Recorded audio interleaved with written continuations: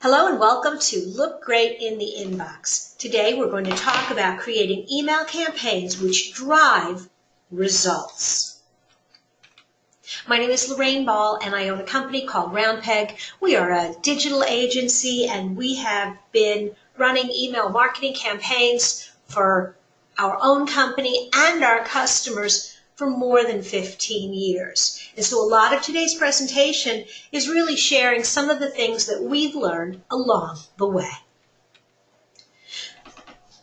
First thing that I really want you to embrace is this idea that first impressions matter. That, one little wilty flower really doesn't go very far when you want to make a big impression. You really need to have that big bouquet of beautiful flowers. And so taking that flower metaphor into your email, really and truly the difference between that wilty little flower and the bouquet is the difference between email and email marketing. While there are times that a simple text email is absolutely the best way to deliver your message, when it comes to marketing, when it comes to making a good impression, you really need a professional-looking email marketing campaign. And one of the other things that you really need to think about, and this is this is now a driving factor in both email marketing and web design, and it is the fact that we are a mobile community, that we now do everything from our smartphones. Today, 51% of emails are opened on mobile devices, and that number is about the same for traffic to your website, in case you're curious. And the bottom line is that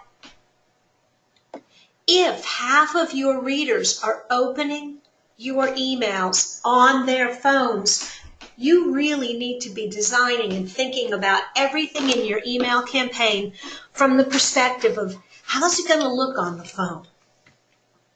Because when email doesn't look good on mobile, and it looks kind of like this wilty flower, we've seen that 80% of people simply delete it. And that's bad enough, but we've also seen that something like 30% will unsubscribe to your email. So if you're sending me email newsletters and they're not mobile responsive, not only won't I read it on my phone, I just won't bother. I'll sort of opt out of your whole program and you'll lose the opportunity to reach me at a future time. So let's break it down. Let's take a look. We're going to take a look at branding. We're going to take a look at colors and fonts and messaging and photos. But we're going to start with branding. And the first thing you really want to think about is being consistent everywhere. You really want to make sure that your brand carries through everything you do. We're going to return to these emails again and again from the Half Moon Yoga Studio, the before and after. And here I want to use this as an example of branding opportunities that are missed.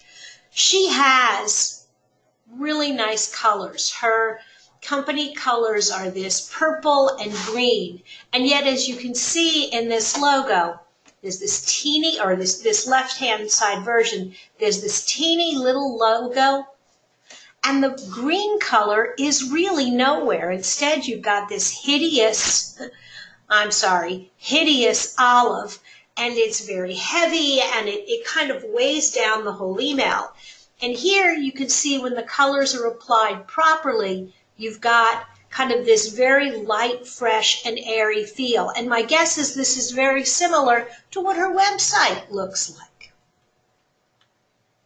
So you want to think about your branding really as you move everywhere. Yes, you want to make sure that you apply it correctly to your email, but don't forget about all the social media platforms, and don't forget about your website. And the same colors and fonts and avatars that you use in one place should be consistently applied everywhere. Now, that doesn't mean identical. And I think here, this Baked by Melissa really does a nice job of showing you how you can vary both the colors and the fonts and the pictures throughout the kind of the colors and fonts and pictures throughout your different platforms. So for example, this is the email newsletter, this is Facebook, and this is the website. You can see that she's pushing these same cupcakes, but it's not the same picture. On Facebook, this photo of just hundreds of the cupcakes really works. On her website, just a few. And here she's using a very different angle in the email. She's got her logo everywhere. Quite honestly, on Facebook, I would recommend that she actually use just this pretty little cupcake as her avatar and make it a little bit bigger. But think about colors, fonts, and images. Now, one of the things that you notice is her logo font is this very decorative, which is fine for the logo, but it doesn't belong anywhere else. And so instead, she's using a very similar, not similar to the logo, she's using a very simple font that balances against the very busy logo, but she uses the same font here and here. So while we're on the subject of fonts, let's talk about fonts. This is sort of an example of the do's and the don'ts. Here you've got a whole bunch of different fonts. Here you're pretty similar. You've got one font, but you've got it in bold. You've got it in different sizes. This is an example of a good use of fonts, and this is an example of, not so good. Basically here what they've done is sort of tried to create variety, but what they've really created is busy and clutter. Time to pamper yourself. Why this is in what I can only refer to as typewriter font. I don't feel pampered. The fonts don't support the messages, and they don't support the brand. Good rules of thumb, no more than 2 fonts in the entire flyer. One for your body copy, maybe one for your headline. You want the fonts to be easy to read. This silly scripty font is ridiculous, and on mobile is going to be almost completely unreadable. You've got italic, you've got bold, you've got such a mix that what you end up doing as a reader is looking at the different fonts instead of looking at the messages.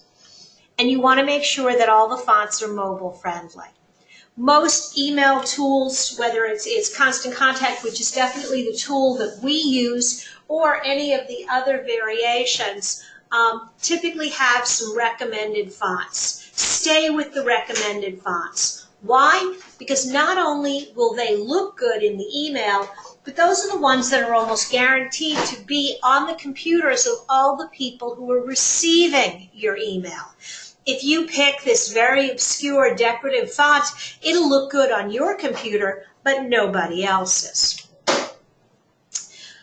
First choice that you have to make when you're looking at fonts is between what's called serif and sans serif.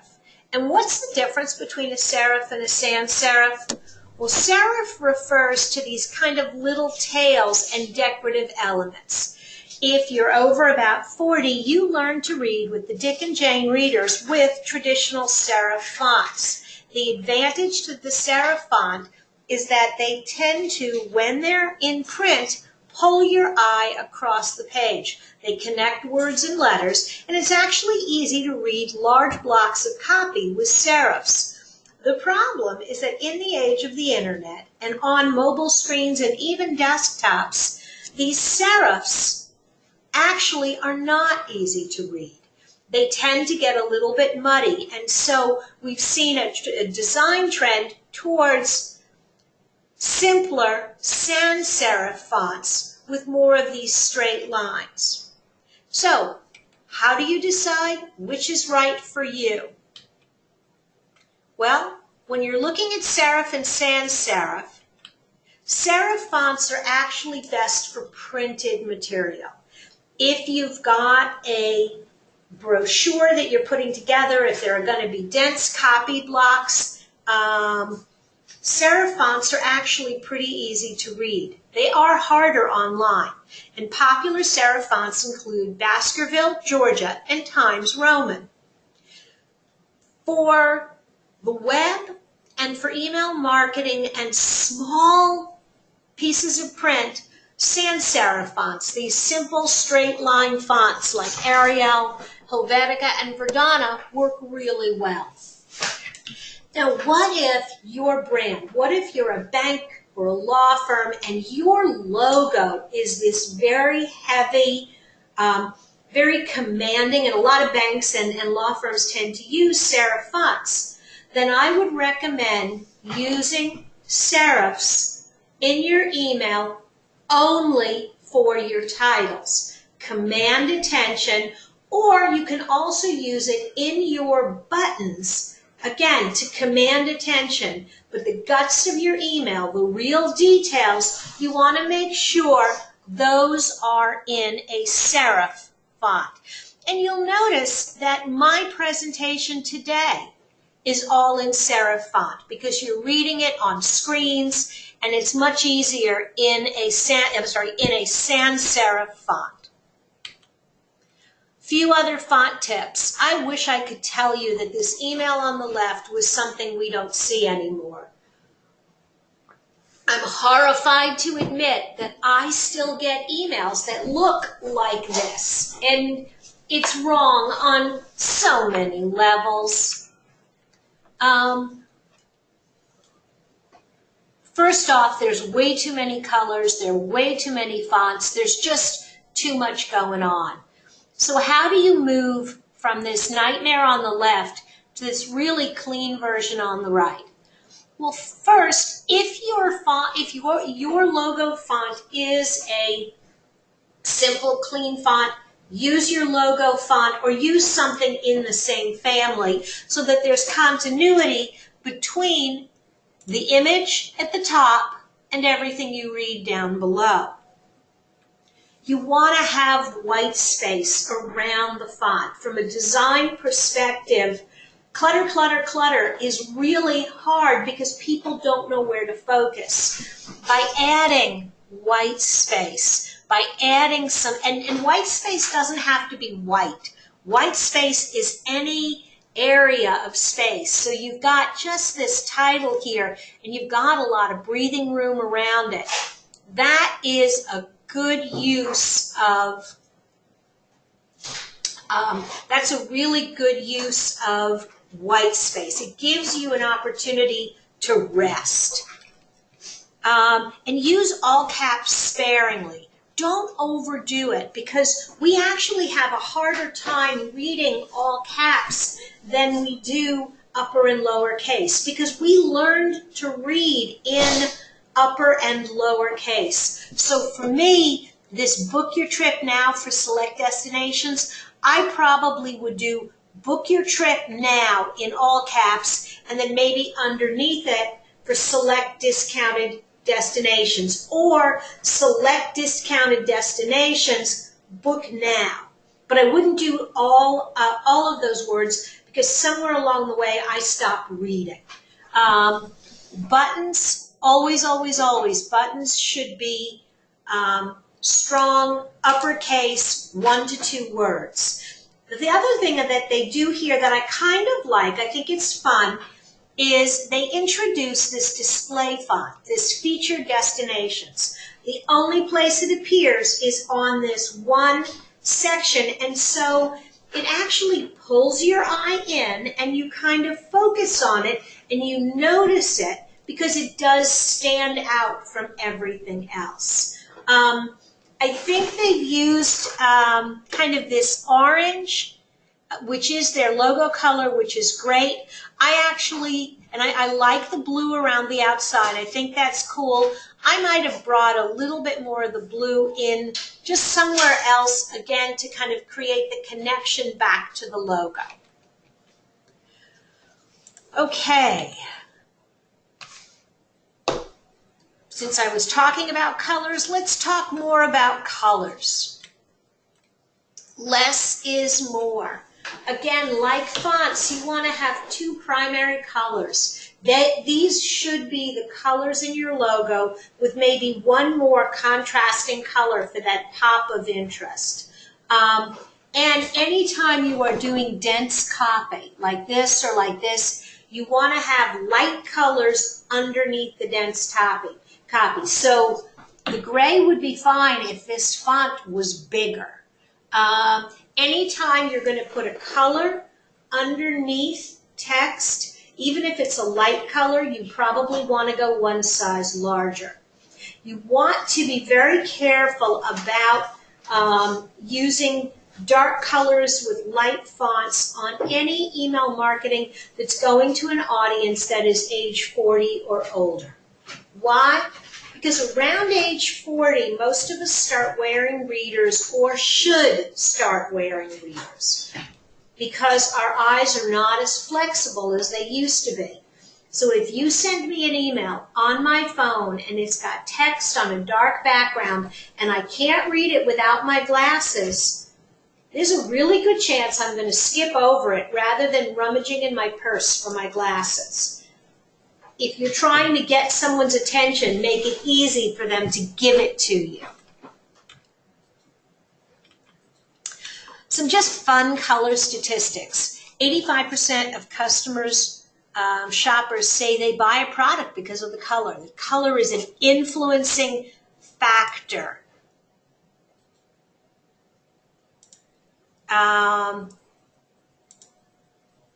We also see that 80% of people say that color increases brand recognition by 80%.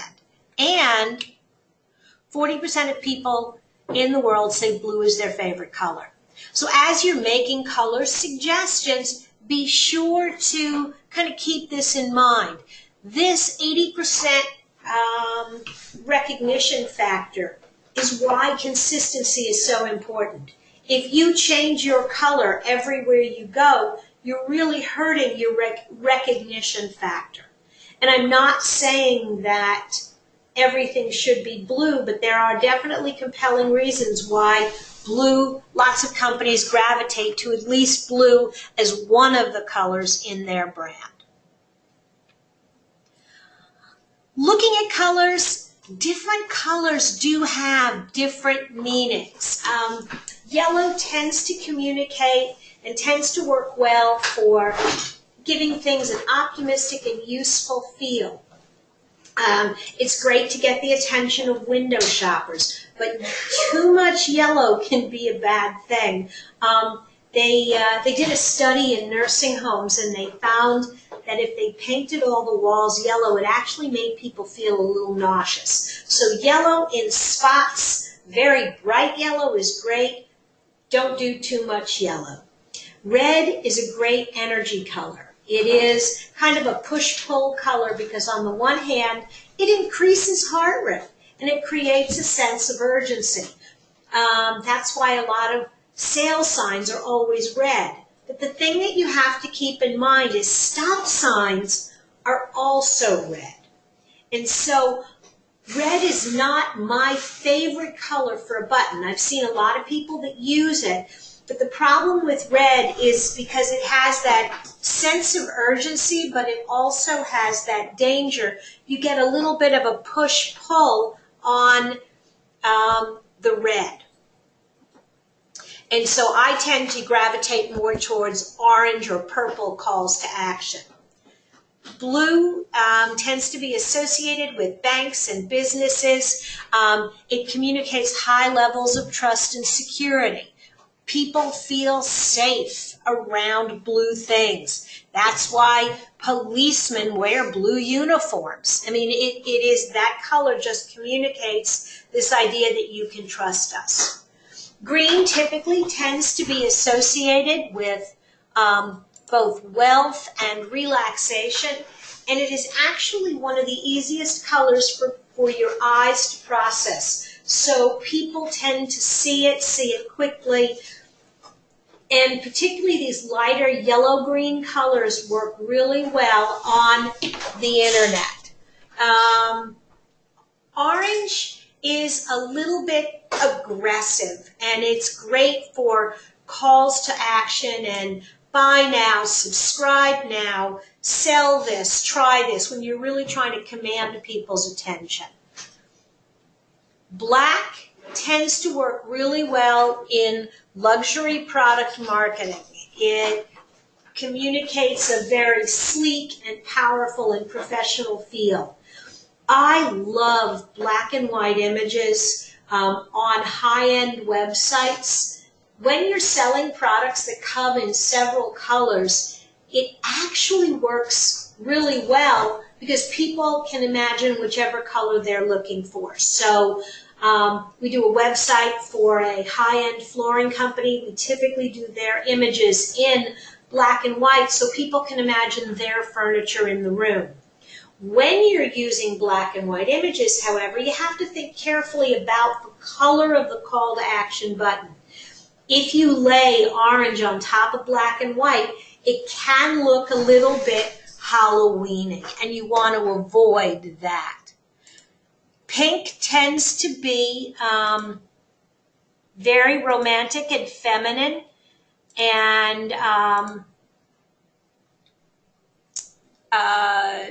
that's great. The challenge is with the pink, it can also be a little bit girly.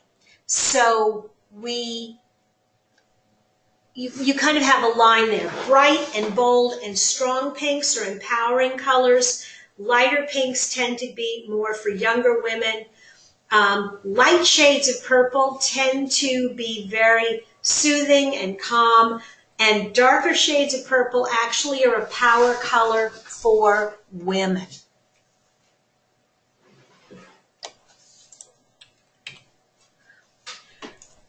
This is a good example of, if you can't read it, neither will your customers. And this is sort of all the different ways that you can screw up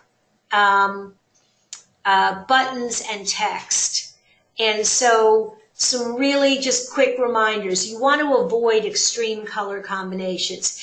If you have a bold, bright color, then use something light as the contrast. So if you really want to use bright red, use white font. Or if you want to use that really in-your-face green, maybe take the font to black so it's easier to process the information and your eye is not fighting to figure out where to focus. You want to avoid kind of busy textured backgrounds. If you're going to put pictures underneath, you have to actually make your text bigger or maybe fade the image a little bit.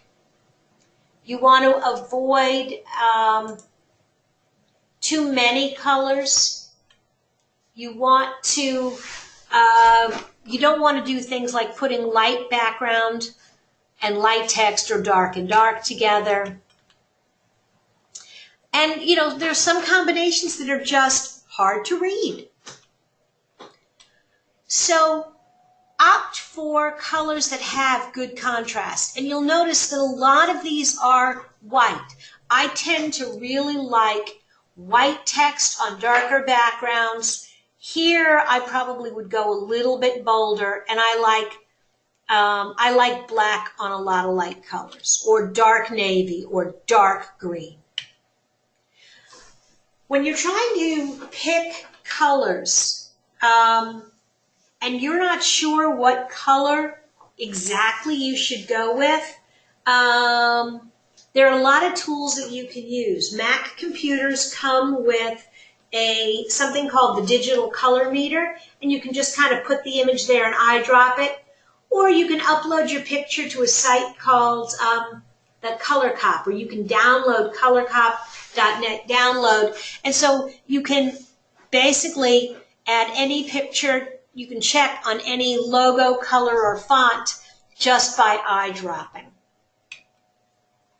If you're just starting out and you're trying to find a color palette that goes together, Adobe's color.adobe.com or this color schemer will help you select, you put in your primary color, and then this helps you select other contrasting colors that go with it.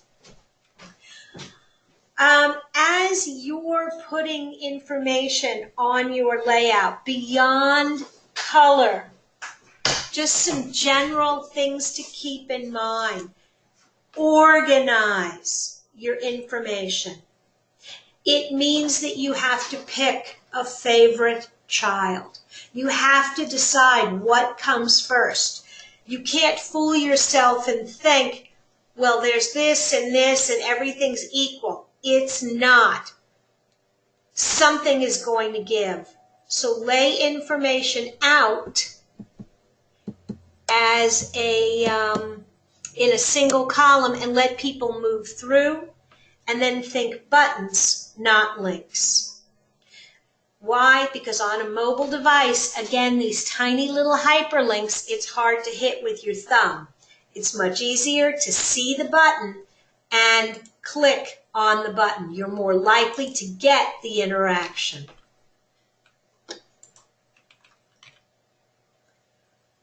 Think about the right template for what you're trying to design. If you're selling products, then pick a layout that showcases lots of pictures. Nonprofits, you can go a little bit heavier on your text, though this I think is probably a little too heavy, but you want to have a picture with a compelling image, because particularly with nonprofits, when you're fundraising, you're really trying to connect with the heart. Business newsletters, keep it simple and straightforward. And use images well. We talked a little bit about images. If you're going to use pictures in your emails, go big or go home. Don't waste your time with these tiny little images. They don't add any value. Give me a nice big image that fills the screen. Remember that the image has to adjust for mobile. Alt text, every picture you put in your email, make sure not a caption but a description, because about 30% of people don't download the images when they download your email. That means they won't see your pretty picture. So limit the words that you're going to put on those pictures. Don't use, don't take a JPEG of a flyer, upload it to your email, and then call it a day. You're not done. You need to have just a few words on the picture or none.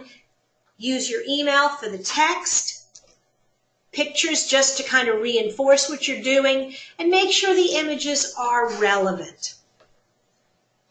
Don't just throw some random image up there. And if you're going to use stock photography, remember to buy the final image.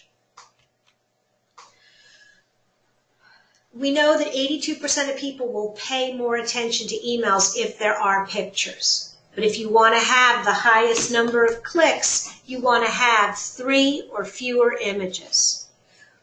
Wherever possible, get photographs of real people, places, and things. Even if they're not perfect, an image of your community is going to be way better than a stock image of people doing something similar to what you do in your business. And again, don't use images of the content. Don't use images with the details of an event, because 30% of people won't see it. When you're looking for images, also think about video. These days you can add a graphic with a play now button in your email and mention your video in the email subject line. Consumers are actually 50% more likely to read emails that include video.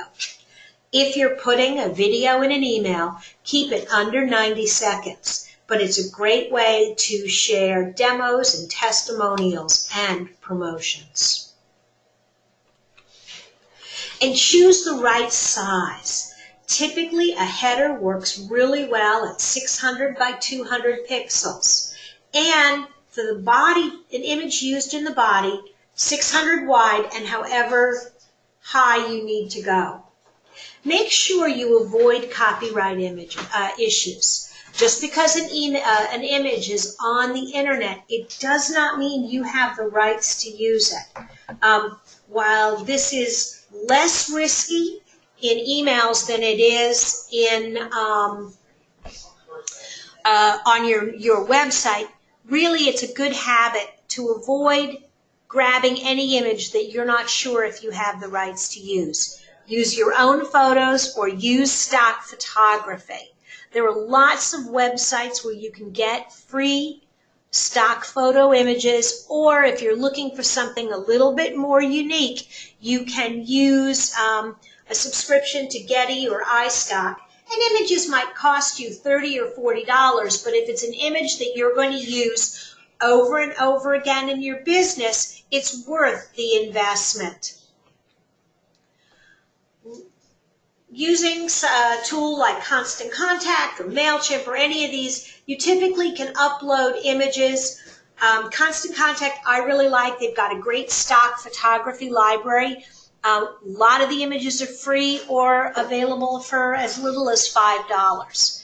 In addition to the library, you can upload pictures from your computer. You can grab URLs from your website and even pull them in from Facebook or Instagram. These images are always going to be better than stock because they're yours and they're unique to your business. Couple more tips on messages. Just the facts. This is a newsletter. It's consumed in a few seconds, whether I'm reading it on my phone or flipping through it as I'm skimming my email in the morning. I need to get in and get out quickly. So give me just the facts and then link to more information. Less is more. There's a lot of research that says your email needs to be 20 lines of text or less with 3 or less pictures. And fewer links actually result in more clicks. When you have one link, when you have one click, you're likely to have a click rate around somewhere between 6 and 0.8%. You get to 3, you see what happens. The more links you have in your email, the less likely people are to actually click on any of them. And once you've created this great email, you want to share, share, and share again. There's some data that says that social sharing increases click-through rates by as much as 150%. So use your share bar, ask people to like, tweet, and repin any email that you create on any of these third-party email providers. There's a URL, and so you can actually share that email on social media and deliver the same messages that you're delivering to your customers to a much wider audience. Within Constant Contact, again, there's a really nice social share tool that allows you to create a message with a link to a particular email, and you can see this is how it looks in social media. So it looks like a status update, but when someone clicks on this, it takes them to the email. And now you have an opportunity to invite them to join your list. You've already shown them a little bit of what your email is like. And the world is going mobile, so test your email newsletters once you build them. Look at them on mobile. Avoid these mistakes. Don't create emails like this that nobody can read. Avoid lengthy text. Avoid tiny fonts and multiple columns. They don't work on mobile. This may not really be a very long paragraph, but it seems overwhelming on mobile. And so don't be afraid. This is not Mrs. Jones' 4th grade English session. Don't be afraid to break a paragraph into 2 paragraphs so it's easier to read. Less is more. Shorten your text. Shorten your headlines. Use larger fonts and keep it to one column. Make sure that your images don't bleed off the screen and don't hide your calls to action. You want to make sure that the images are sized properly for mobile and that there's a clear and obvious call to action above the folder in that first screen. And there's an app for that. Constant Contact actually has a really nice little tool that lets you build an email on your phone, check your results, and update your list. I typically like it for checking results and updating my list. I'm old school. I still prefer to sit down at my desk and build the email that way. So let's put it all together, a quick checklist, and then we'll take questions. Anatomy of a great email. One thing we haven't talked about in today's session is this top of your email, your subject line and your preview pane. You want to make sure that your subject line is 6 to 8 words and that what people see when they're browsing in their email newsletter or when they preview the top of the email, that it's interesting and attractive. You want to choose a template that makes sense for your business. You want to make sure that your logo is in the center or the left. Again, when you go mobile, you want that logo to pop quickly as the email loads. Make sure that the name of your business is included in the identifier in your email. Use your branded colors. See how the light green here pulls from this green and then the purple buttons. Make sure that the email looks like you. Communicate through pictures to reinforce the messages, but no relevant text in the pictures. And then make sure that every image clicks through somewhere. Every image is kind of a button saying, hey, learn more, without saying learn more. You want to remember that less is more. 3 or fewer images and 20 lines of text. Keep your call to action above the scroll line or in that top third that's going to appear on mobile display. And remember your social media buttons. Okay, so what's next? You can reach out with any questions that you have. Send an email to Lorraine at roundpeg.biz.